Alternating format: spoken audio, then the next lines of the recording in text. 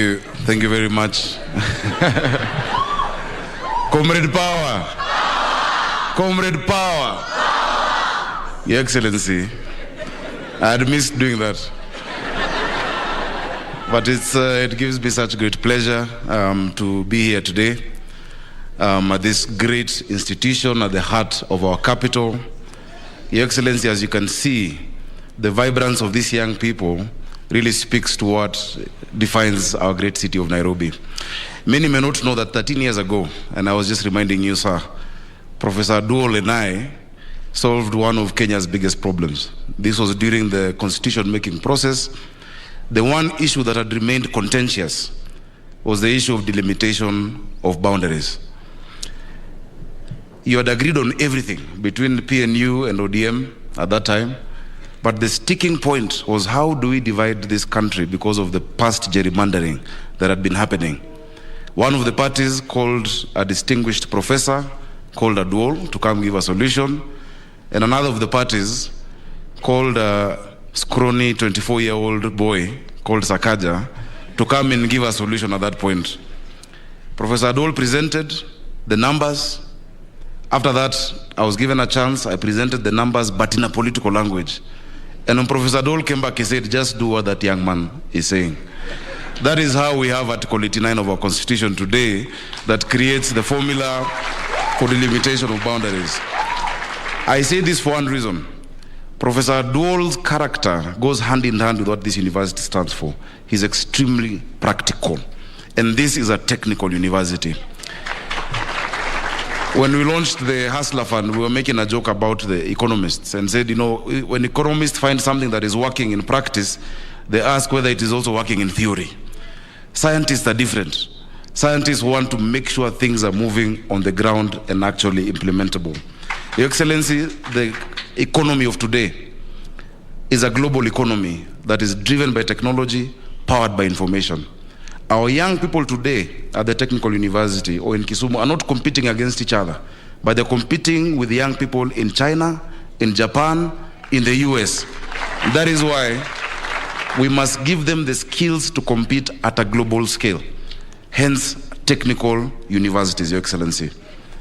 The bottom-up economy that we stand for needs this university.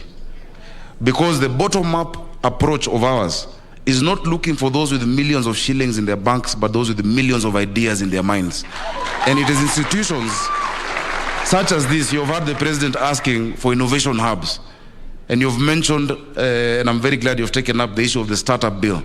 That is what is going to drive the future of this country. So, Your Excellency, once again, I hope, Professor Duol, we can partner again between myself and you, between the county government of Nairobi and the Technical University to provide practical solutions that are needed for our country. Secondly, Your Excellency, I must point out, you have seen the presentations that have been done here. This is a true institution of wholesomeness because of the roundedness of the students. You would expect that a technical university would not have a choir, or they would not have drama. But they are well-rounded, such that when you come out of here, education is not just what is on paper, but the character, the style, the attitude, the professionalism that comes out of a student. So we must commend the university for creating these well-rounded students. There are many things we can do together between the county government and this university. We've seen the number of machines that they have at the technical side, and I'm glad that you support our polytechnics and technical universities staying as technical institutions. We would want to use some of these facilities, the lathe machines, for our Juakali and our young people outside there who are accessing the Hustler Fund but don't have the tools to actually contribute.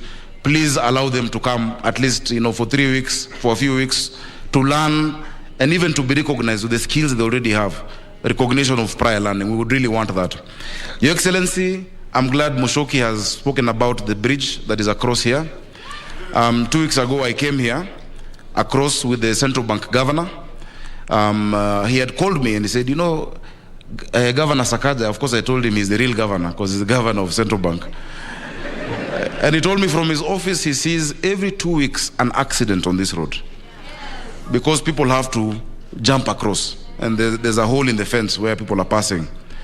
And so I told him, instead of me and him talking on phone, and we're in the same, we're a few meters from each other, I just came down, I walked from my office, he came downstairs, and he showed me the stalled project of the bridge. Immediately, Your Excellency, I must report, I called Engineer Kinoti of Kura, and they found the resources. We're going to redo the bridge completely on this side. And additionally, as I mentioned to you yesterday, during the opening of the groundbreaking of the early works for Railway City, at the COP junction on that side, we'll also do a bridge for our pedestrians to be able to come across, Your Excellency. The issue of the street lights, it is true, for now they are not working. The central bank has done a program, and I wish if you had time, I'll take you across to see what they've done throughout from Green Park, coming down up until the end of Haile Selassie, junction with Moi Avenue, up until Aga Khan Walk. Together with other institutions, they've done an amazing job. The last component of that is the street lighting, where they've brought smart lights. We'll ask them to hasten it because they're already doing it, so that we can protect these great young people of Technical University. So that one, rest assured, it will be done, Your Excellency. Without further ado, allow me at this point to invite the Cabinet Secretary of Education, Mheshimiwa Machogu.